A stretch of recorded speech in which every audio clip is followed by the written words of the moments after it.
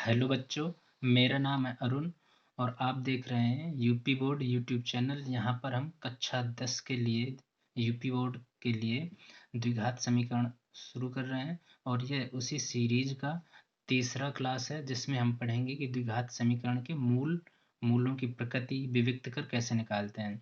तो उसके लिए ये सारी चीज़ें हम पहली क्लास में कर चुके हैं। अगर आप चैनल पर नए हैं और सीधा ये तीसरा वीडियो देख रहे हैं तो आप पहला वीडियो जाके चैनल की प्लेलिस्ट से देख लें और उसके बाद ये दूसरा देखें और फिर तीसरा देखें, तब आपको ज़्यादा अच्छे से समझ में आएगा।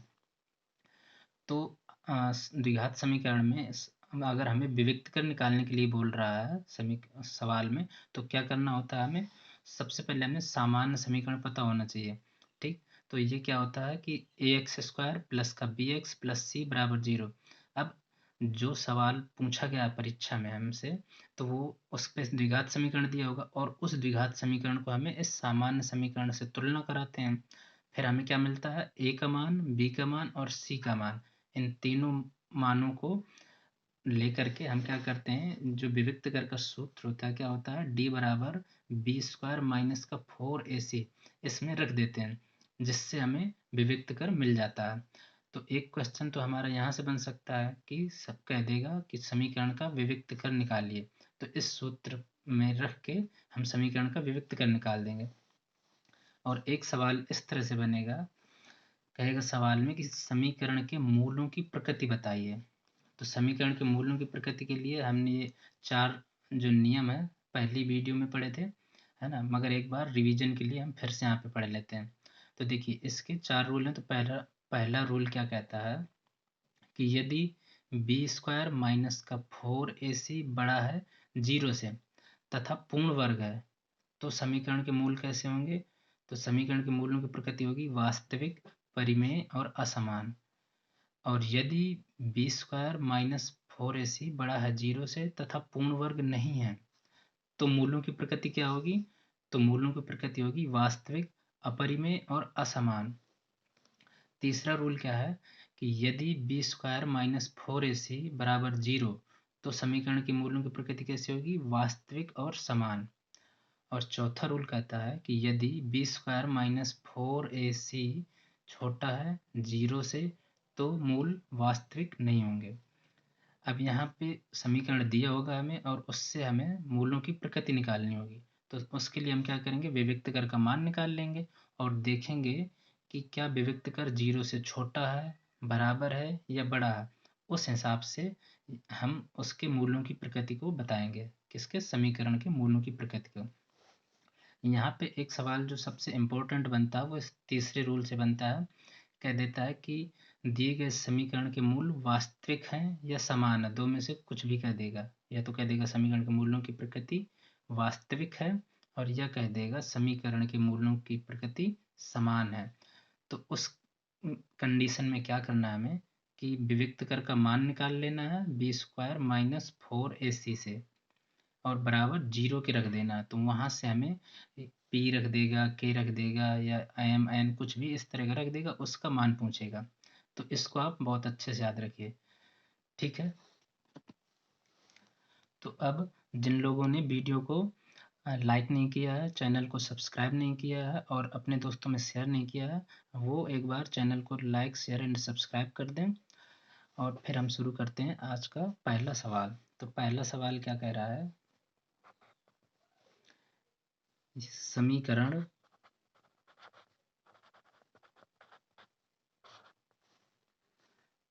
तीन एक्स स्क्वायर प्लस का 6x प्लस का 3 बराबर 0 का विविक्त कर ज्ञात कीजिए। का विविक्त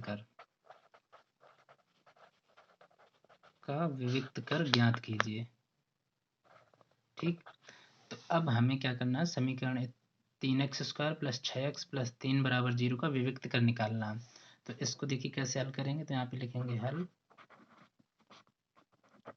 अब यहाँ पे लिखेंगे दिया गया समीकरण है, दिया गया समीकरण क्या है? 3x² प्लस का 6x प्लस का 3 बराबर 0। अब इसको लिख लेंगे समीकरण 1। ठीक, अब क्या करेंगे, यहाँ पे लिखेंगे कि समीकरण 1 की तुलना सामान्य समीकरण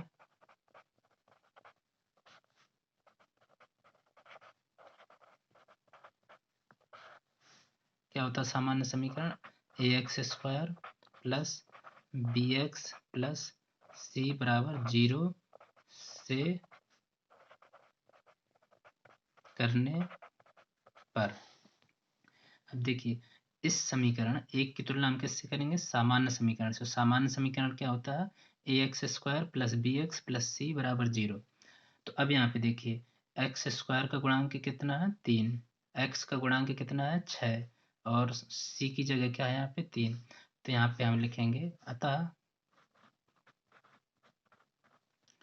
a बराबर, देखिए यहाँ पे a है और यहाँ पे 3, तो a बराबर क्या हो गया, 3, कॉमा b बराबर, यहाँ पे देखिए b है और यहाँ पे क्या है, 6, तो b बराबर 6, फिर कॉमा, और c बराबर, सीधा कितना हो गया, c बराबर यहाँ पे 3 है तो c बराबर 3। अब हमने दिए गए समीकरण को सामान्य समीकरण से तुलना करा दी और a, b और c के मान निकाल लिए। अब हमें क्या है, हम जानते हैं विविक्त कर का फॉर्मूला क्या होता है, सूत्र क्या होता है, विविक्त कर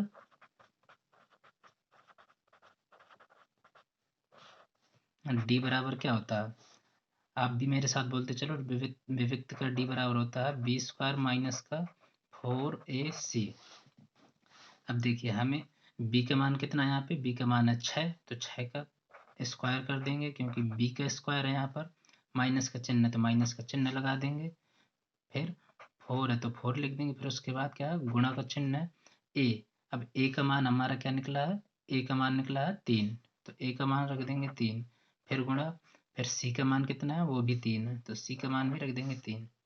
अब देखिए 6 का स्क्वायर कितना होता है, 6 का स्क्वायर होता है 36, माइनस, अब देखिए 4 का गुणा 3 से कराई तो क्या होता है, 4 तियाँ 12, और फिर 12 का गुणा 3 से कराएंगे तो कितना हो जाएगा, 12 तियाँ 36।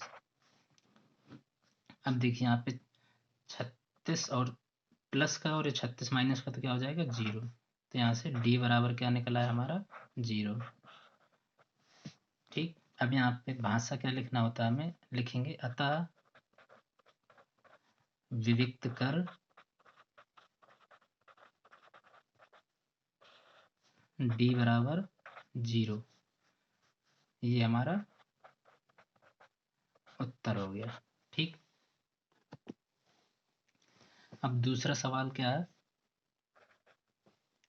कह रहा है समीकरण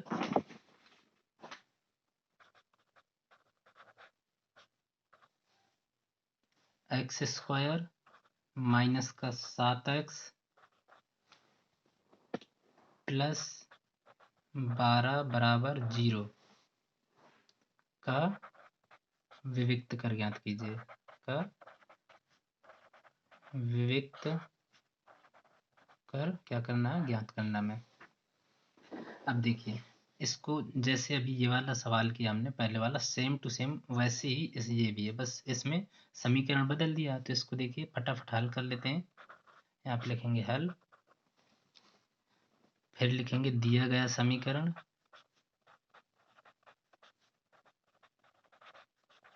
दिया गया समीकरण क्या है हमारा, x² माइनस का 7x प्लस का 12 बराबर 0, इसको लिख लेंगे समीकरण 1। अब लिखेंगे समीकरण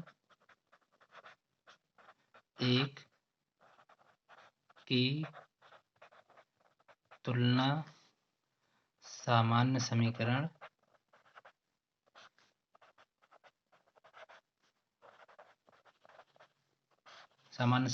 क्या होता है वो लिख दीजिए यहाँ पे, सामान्य समीकरण ax² plus bx plus c बराबर 0 से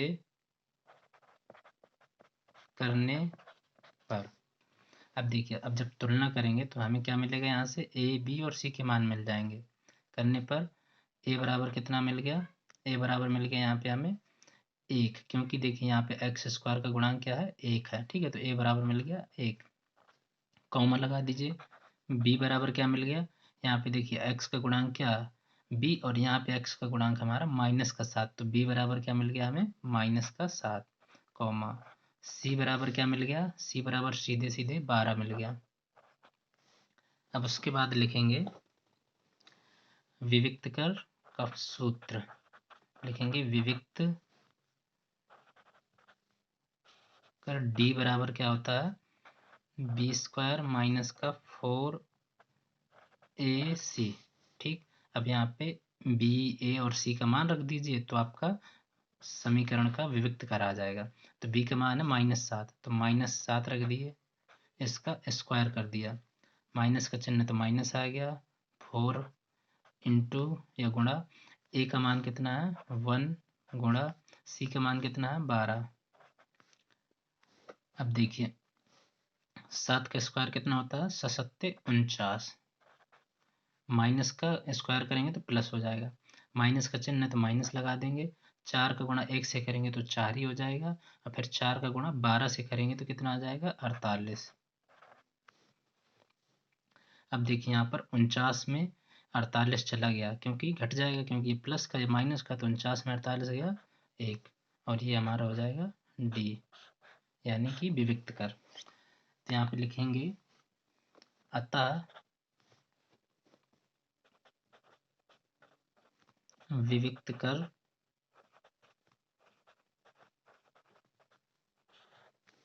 डी बराबर 1, और ये हमारा क्या हो जाएगा उत्तर हो जाएगा। अब चलते हैं तीसरे सवाल की ओर। तो तीसरा सवाल क्या कह रहा है,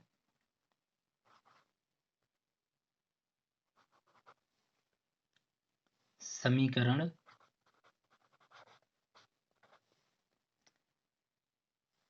(3x²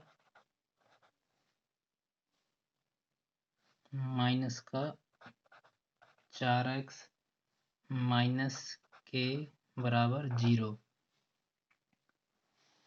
का विविक्त कर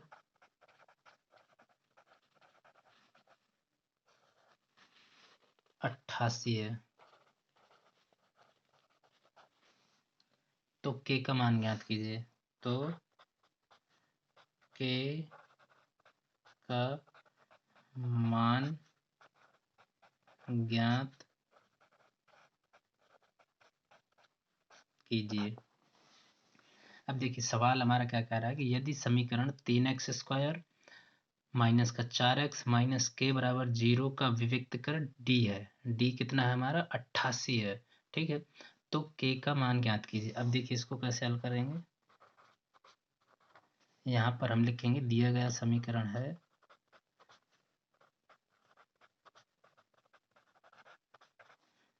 दिया गया समीकरण क्या हमारा 3x² माइनस का 4x माइनस के बराबर 0, इसको हम लिख लेंगे समीकरण 1।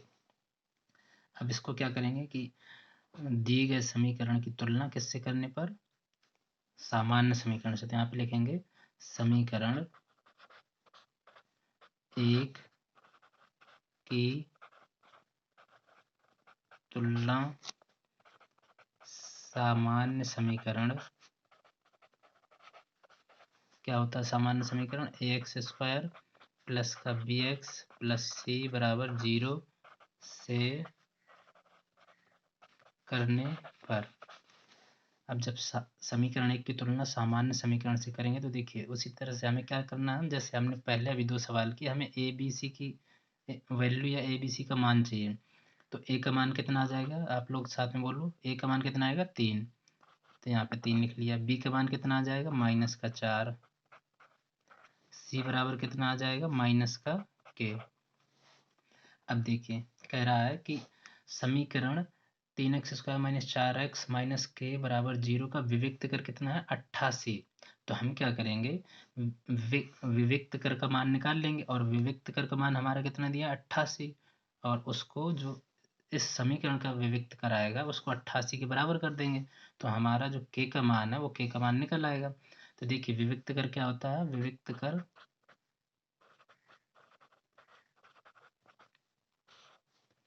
डी बराबर क्या होता है, बी स्क्वायर माइनस का 4ac।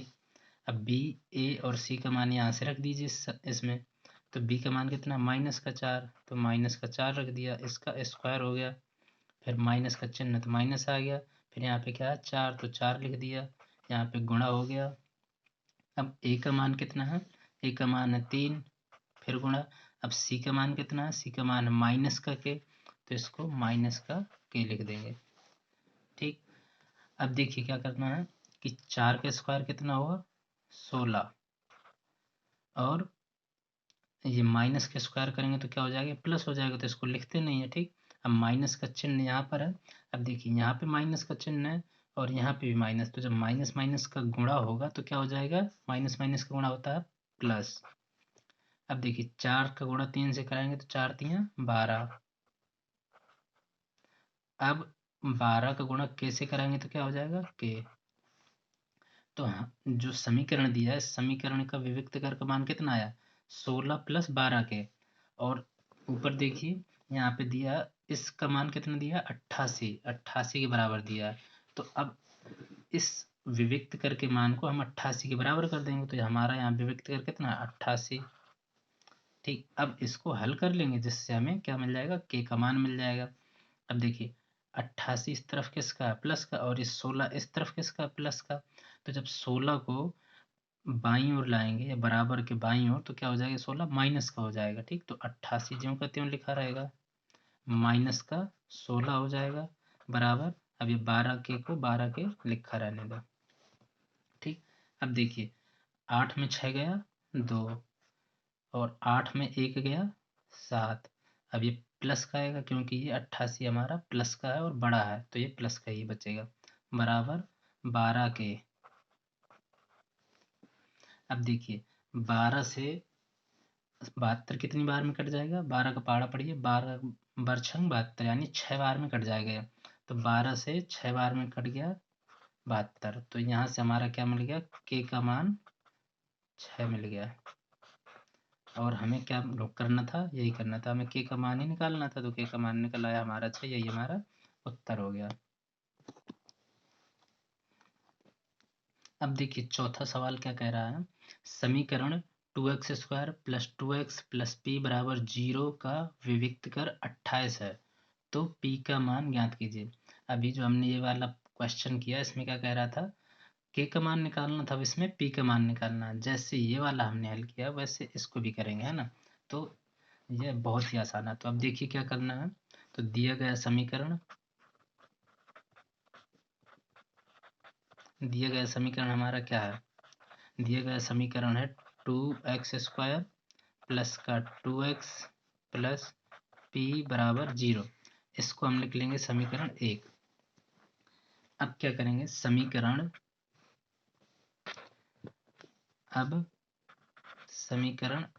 1 की तुलना सामान्य समीकरण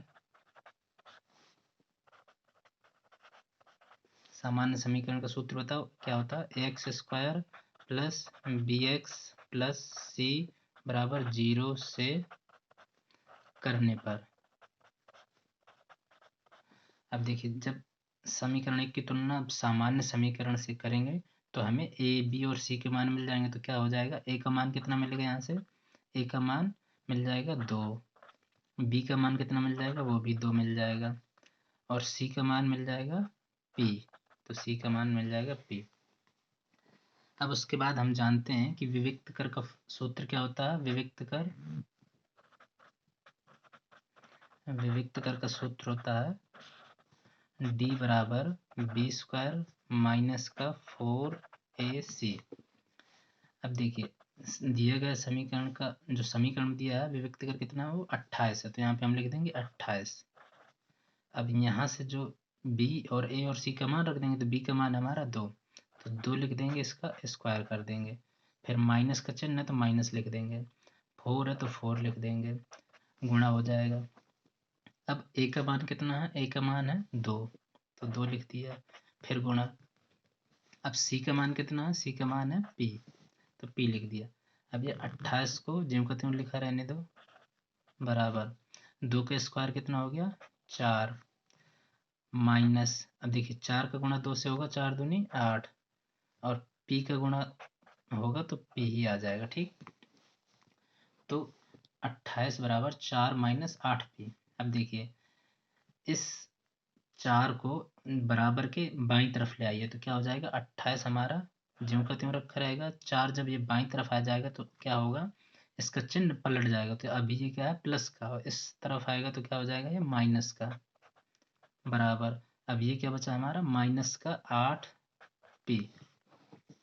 अब यहाँ पर देखिए 28 में 4 चला गया, कितना बचा, क्योंकि 28 प्लस का और ये 4 माइनस का है, तो 28 में 4 चला जाएगा तो बचेगा 24, किसका, प्लस का, बराबर यहाँ पे माइनस का 8 पी।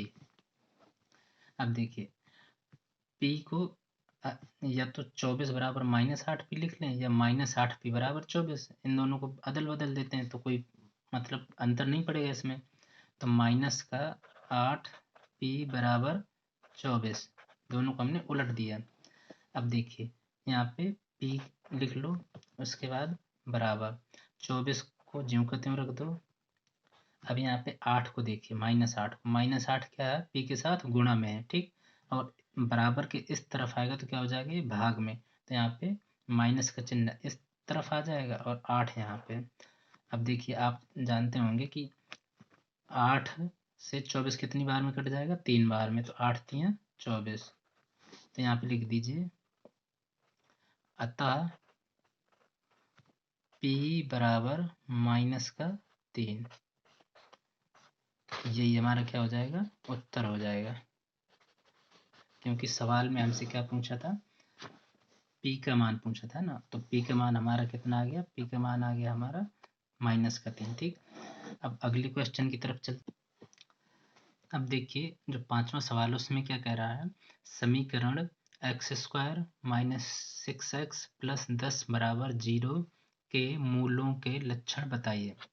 अब देखिए मूलों के लक्षण हम कैसे निकालेंगे, हमने पहले ही बात की थी इस बारे में कि अगर जो भी द्विघात समीकरण दिया होगा तो क्या करेंगे, उसके मूलों के लक्षण को निकालने के लिए हमें उसका विविक्त कर निकालना होगा, और विविक्त कर का जैसा भी मान आएगा, 0 हो, छोटा हो 0 से या बड़ा हो, उस हिसाब से हम मूलों के लक्षण बताएंगे। ठीक, तो यहाँ पे हम हल करते हैं सवाल को। दिया गया समीकरण क्या है हमारा, दिया गया समीकरण है एक्स स्क्वायर माइनस का 6x प्लस 10 बराबर 0, इसको हम लिख देंगे समीकरण 1। ठीक, अब उसके बाद वैसे ही करेंगे, क्या करेंगे, समीकरण 1 को सामान्य समीकरण क्या होता है हमारा, x square plus b x plus c बराबर 0 से तुलना करने पर।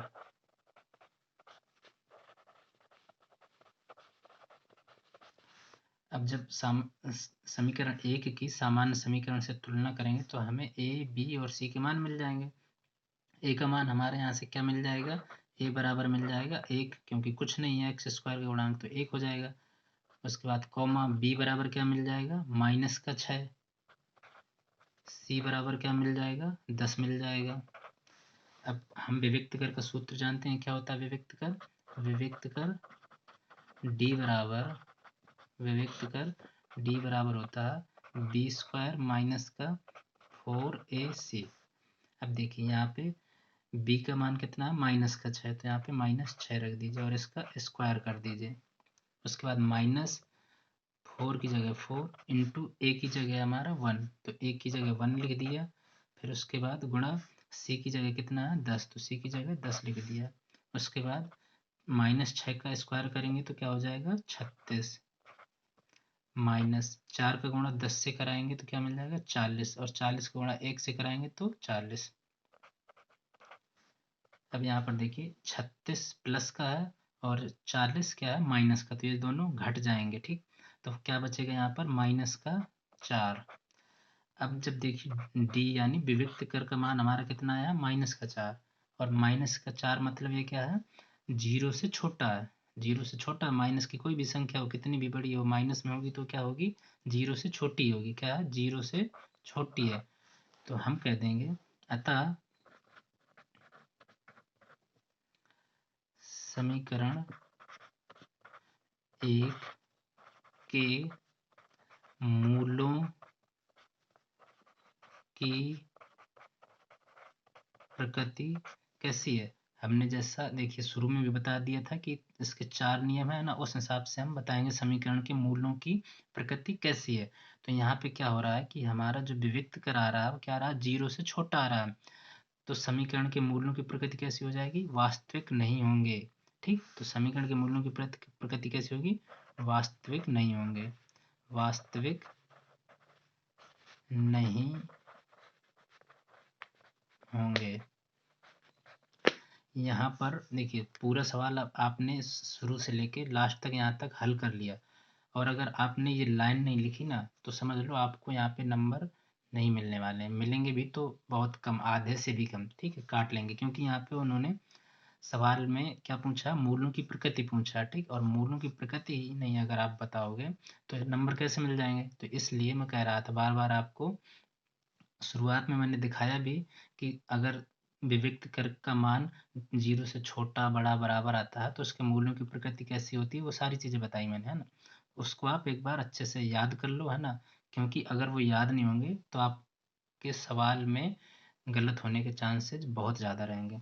तो इसका उत्तर लिखने के लिए हमें लास्ट में क्या लिखना पड़ेगा, मूल्यों की प्रकृति कैसी होगी, वास्तविक नहीं होंगे। मेन शब्द क्या है यहाँ पे, वास्तविक नहीं होंगे, इसी के नंबर मिलेंगे आपको। ठीक है, अब चलिए अगला सवाल करते हैं। अगला सवाल क्या कह रहा है हमारा, चलिए देखते हैं। अगला सवाल कह रहा है समीकरण √3x² माइनस का 5x प्लस 4/√3 बराबर 0 के मूलों के लक्षण बताइए। जैसा अब ये वाला सवाल किया हमने सेम टू सेम वैसा ये भी। ठीक है, तो अब इसको बस हल करने का तरीका वही है हमारा, बस थोड़ा सा इसका जो समीकरण है वो थोड़ा सा कठिन है ना। तो इसको देखिए कैसे हम आसान तरीके से करते हैं। तो यहाँ पे लिखेंगे दिया गया समीकरण, दिया गया समीकरण क्या हमारा, √ के अंदर 3x² माइनस का 5x प्लस का 4/√3 बराबर 0। ठीक है, अब यहाँ पे देखिए इसकी तुलना किससे करेंगे हम, इसकी तुलना इसको हम लिख देंगे समीकरण 1। ठीक, अब समीकरण 1 की तुलना सामान्य समीकरण क्या होता है, ax² प्लस का bx प्लस c बराबर 0 से करने पर। अब देखिए सामान्य समीकरण जब तुलना करेंगे तो यहाँ पर a का मान कितना मिल जाएगा, a का मान मिल जाएगा √3। ठीक है, तो यहाँ पे a बराबर √3 कॉमा b बराबर कितना मिल जाएगा, -5। b बराबर मिल जाएगा -5। c बराबर क्या मिल जाएगा, c बराबर मिल जाएगा 4/√3 के अंदर 3, 4/√3 के अंदर 3। अब देखिए उसके बाद हमें क्या पता है, विविक्त कर क्या होता है, विविक्त कर d बराबर क्या होता है, विविक्त कर d बराबर होता है b² माइनस का 4ac। अब देखिए यहाँ पे b, a और c का मान रख दीजिए, तो b और c का मान कितना होगा, b का मान -5 तो -5 रख दिया, इसका स्क्वायर कर दिया, फिर माइनस की जगह माइनस, फिर 4 की जगह 4 गुणा a की जगह क्या है √3 तो √3 हो गया, फिर गुणा c की जगह क्या है 4/√3 तो 4/√3। अब यहाँ पर देखिए 5 का स्क्वायर कितना होता है 25। अब माइनस का स्क्वायर हमेशा प्लस होता है, वो तो आपको पता ही होगा। ठीक, उसके बाद माइनस का चिन्ह है तो माइनस कर दिया। अब यहाँ पर देखिए √3 क्या गुणा में है और ये एक नीचे है भाग में, तो इस √3 से इस √3 कट जाएगा, अब यहाँ पे देखिए 4 का गुणा 4 से कराएंगे तो क्या मिल जाएगा, 4 चौको 16। अब देखिए 25 में 16 गया, कितना बचा, 9। अब ये देखिए क्या है कि जो 9 आया हमारा समीकरण का जो विविक्त करा है वो क्या है, 9, जो कि क्या है, बड़ा है किससे, 0 से। अब 0 से बड़ा है तो अब हम क्या लिखेंगे यहाँ पर कि समीकरण के मूल, यहाँ पे जो भाषा लिखी जाएगी लिखेंगे अतः समीकरण 1 के मूलों की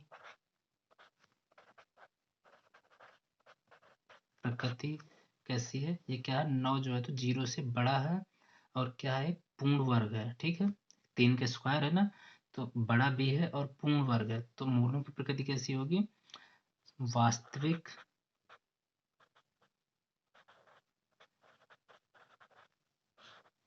वास्तविक कौमा परिमेय और असमान होगी। यही हमारा उत्तर हो गया। ये वाली लाइन जो लास्ट में हमने लाइन लिखी, ये लाइन आपको लिखना बहुत ही ज़रूरी है। अगर ये लाइन नहीं लिखेंगे तो समझ लो आपके नंबर कट जाएंगे। अब देखिए 7वां सवाल है जो क्या कह रहा है, यदि समीकरण 3x² माइनस 4x प्लस ए बराबर 0 के मूल क्या है, बराबर है, तो ए का मान ज्ञात कीजिए। यहाँ पे जो ध्यान देने वाली बात है वो क्या है कि सवाल में क्या कह रहा है कि समीकरण के मूल क्या है, बराबर है, ठीक है।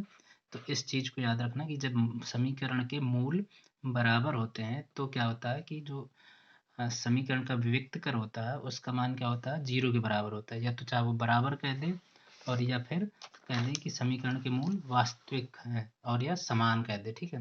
या तो समान कह दे या वास्तविक कह दे, दोनों ही कंडीशन में क्या करते हैं, जो समीकरण का विविक्त कर होता है उसको 0 के बराबर कर देते हैं। तो चाहे ए हो या फिर के हो या एम हो, कुछ भी हो, उसका मान हमें निकल आता है। तो देखिए इसको भी उसी तरह करना जैसे हमने अभी पुराना क्वेश्चन किया, ठीक है। तो यहाँ पर क्या लिखेंगे, दिया गया समीकरण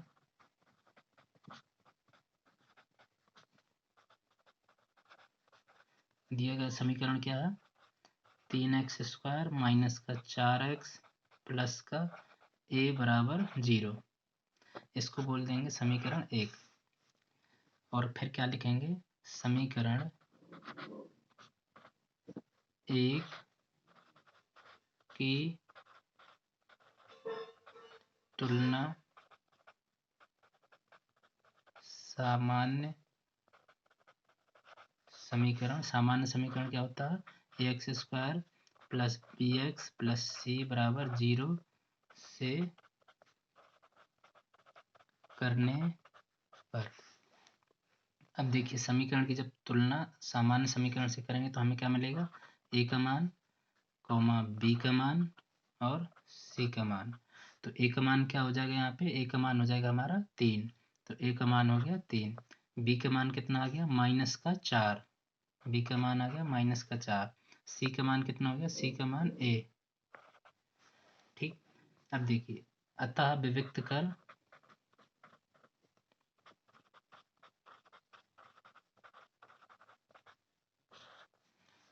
क्या होता है, d बराबर b² माइनस का 4ac। अब देखिए कह रहा है सवाल में, क्या कह रहा है कि समीकरण के मूल क्या है, बराबर है, तो हम इस विविक्त का d को क्या करेंगे, 0 के बराबर रख देंगे, तो हमें जो c का मान पूछा है या a का मान पूछा है सवाल में वो मिल जाएगा, ठीक। तो हम यहाँ पे कर देंगे बराबर 0। अब देखिए b का मान कितना है, b का मान है माइनस का 4, तो यहाँ पे माइनस का 4 रखेंगे और इसका स्क्वायर माइनस 4 गुणे, अब a का मान कितना है, a का मान है 3, तो यहाँ पे 3 रख देंगे, फिर गुणा, अब c का मान कितना है a, तो c का मान a रख देंगे और बराबर क्या कर देंगे इसको 0, तो 0 के बराबर कर देंगे। अब देखिए 4 का स्क्वायर कितना होता है, 16। अब माइनस का स्क्वायर हमेशा प्लस होता है तो उसको लिखते नहीं है, उसके बाद माइनस का चिन्ह, अब 4 का गुणा 3 से, तो 4 3 12, अब उसके बाद a, तो 1 से गुणा हो जाएगा बराबर 0। अब देखिए यहाँ पे ये 16 है और अगर ये इस तरफ जाएगा बराबर के तो क्या हो जाएगा माइनस का, क्यों? क्योंकि यहाँ पे क्या है, प्लस का है। तो इसको इस तरफ लाइए तो ये बचा, तो ये क्या माइनस का, तो माइनस का 12a बराबर, अब 16 अगर इस तरफ आएगा तो क्या हो जाएगा माइनस का, तो यहाँ पे माइनस का 16। अब देखिए माइनस से माइनस कट गया, अब क्या बचा, और ये 12 है जो, तो यहाँ पे क्या है a के साथ गुणा में है, और अगर इस तरफ जाएगा बराबर के तो क्या हो जाएगा भाग, तो a बराबर 16 बटे क्या हो जाएगा 12, तो 12। अब देखिए ये कट रहा है किसी से, कट रहा, देखिए इसको 4 से अगर काटेंगे तो 4 से 16 कितनी बार में कटेगा, 4 बार में, और 12 कितनी बार में कटेगा, 3 बार में, तो यहाँ पे आ जाएगा 4/3। तो यहाँ पे लिख देंगे अतः a बराबर कितना 4/3, इस तरह से इसको लिख देंगे और ये हमारा क्या हो जाएगा आंसर हो जाएगा। ठीक, अब देखिए अगला सवाल हल करते हैं, वो किस तरह का। ठीक, तो कह रहा है 8वां सवाल है, कह रहा है ये समीकरण px² माइनस का 2 √5 px प्लस 15 बराबर 0 के मूल कैसे हैं, समान है, तो p का मान ज्ञात कीजिए। ठीक, तो ये सवाल देखिए 2019 में भी पूछा गया और 2020 में भी पूछा गया, यानी काफ़ी इंपॉर्टेंट है इस तरह का सवाल, है ना, और परीक्षा में इस साल भी आने की संभावना है, अगर ये नहीं तो इसी तरह का सवाल आएगा। ठीक, मगर आएगा ज़रूर। तो देखिए इसको किस तरह से हल करते हैं, लिखेंगे दिया गया समीकरण, दिया गया समीकरण क्या है, px² माइनस का 2 अंडर रूट के अंदर 5 px प्लस का 15 बराबर 0, इसको लिख देंगे समीकरण 1। ठीक, अब फिर क्या लिखेंगे, समीकरण 1 की तुलना सामान्य समीकरण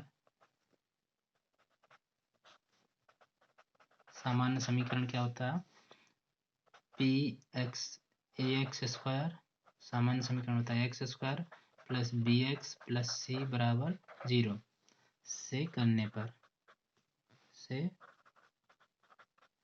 पर, अब यहाँ पे देखिए क्या मिल जाएगा, a बराबर क्या मिल जाएगा, a की तुलना अगर हम इससे करेंगे तो क्या मिल जाएगा, a बराबर p, b बराबर क्या मिल जाएगा, b बराबर मिल जाएगा यहाँ पे ये चीज़ क्या, माइनस का 2 अंडर रूट के अंदर 5 और बाहर p, क्योंकि x का गुणांक चाहिए हमें, तो ये पूरा का पूरा x का गुणांक है। ठीक, तो b का मान हमें मिल गया माइनस का 2 अंडर रूट के अंदर 5 p।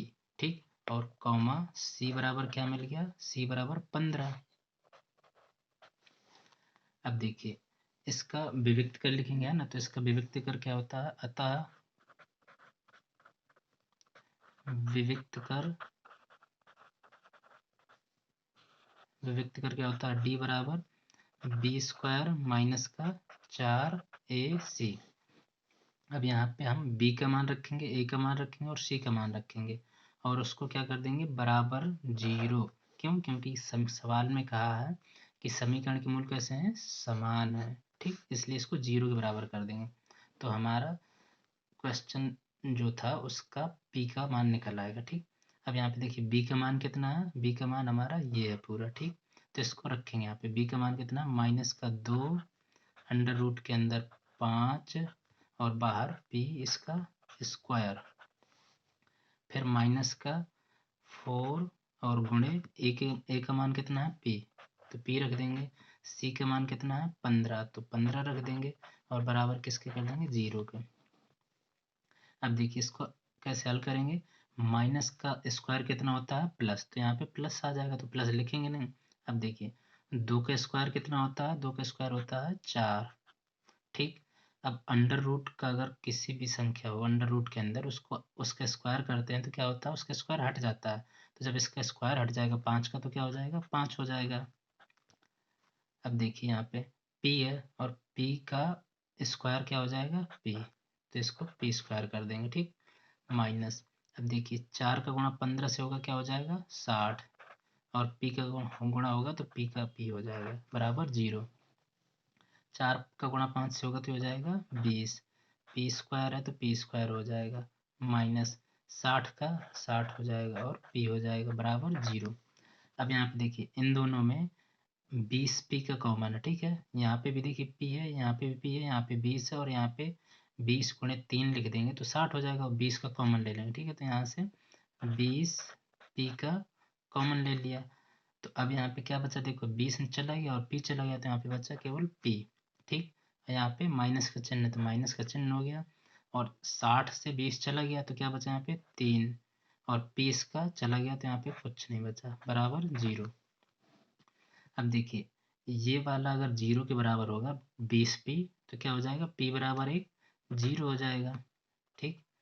20 पी बराबर 0, यहाँ से हम लिख दें कि 20 पी बराबर 0। तो इसी को आगे लिखेंगे किस तरह से कि p बराबर 0, तो एक मान तो p का ये हो गया और एक बार क्या करेंगे इसको 0 के बराबर कर देंगे तो p माइनस 3 बराबर 0। तो जब p माइनस 3 बराबर 0 तो p बराबर कितना हो गया, ये 3 जब उस तरफ जाएगा तो प्लस का हो जाएगा और प्लस का 3 तो p बराबर 3, ठीक। तो यहाँ पे लिखेंगे अतः p बराबर कितना आ जाएगा, p का मान 0 तथा 3, ये क्या हो जाएगा हमारा आंसर हो जाएगा, ठीक। तो आज के क्लास में, आज जो तीसरा क्लास है, हमने देखा कि किस तरह से किसी द्विघात समीकरण के मूलों की प्रकृति निकालते हैं, उसका विविक्त कर कैसे निकालते हैं, ये चीज़ें हमने यहाँ पे सीखी। और अगर विविक्त कर दिया हो तो वहाँ से ए बी सी या कुछ भी दिया हो उसका मान कैसे निकालते हैं, ठीक है। तो मैं आशा करता हूँ कि बच्चों आप लोगों को अच्छे से समझ में आया होगा और अगर जिसको भी थोड़ा बहुत बीच में कहीं प्रॉब्लम हुई है, समझ में कम आया है, तो एक बार वीडियो को दोबारा से स्पीड घटा के या बढ़ा के देख लेना तो समझ में आ जाएगा। और एक बात और, अगर आप लोगों को जो मैं पढ़ा रहा हूँ इसका पूरा पीडीएफ चाहिए है ना, इसकी देखना आपको पढ़ने के लिए बार बार वीडियो ना देखना पड़े, तो उसके लिए आप मुझे व्हाट्सएप में या टेलीग्राम में ज्वाइन कर सकते हैं, उसका लिंक मैं नीचे दे दूँगा। और अगर आप लोगों को चाहिए तो बता देना एक बार कमेंट करके नीचे, जिससे मैं आपको वहाँ पे प्रोवाइड करा दूँगा जहाँ से आप डाउनलोड कर लेना, ठीक है बच्चों। तो लास्ट में एक बार चैनल को अगर सब्सक्राइब नहीं किया तो चैनल को सब्सक्राइब कर दीजिए, लोगों में शेयर कर दीजिए अपने साथ में पढ़ने वाले बच्चों को, और चैनल इस वीडियो को लाइक भी कर दीजिए, जिससे आपको सबसे पहले इस वीडियो जो आगे आने वाली वीडियो हैं वो वीडियो आपको सबसे पहले मिल सकें, और बेल आइकन को भी क्लिक कर दीजिए, ठीक है। धन्यवाद दोस्तों, चलिए वीडियो को समाप्त करते हैं। थैंक यू, धन्यवाद।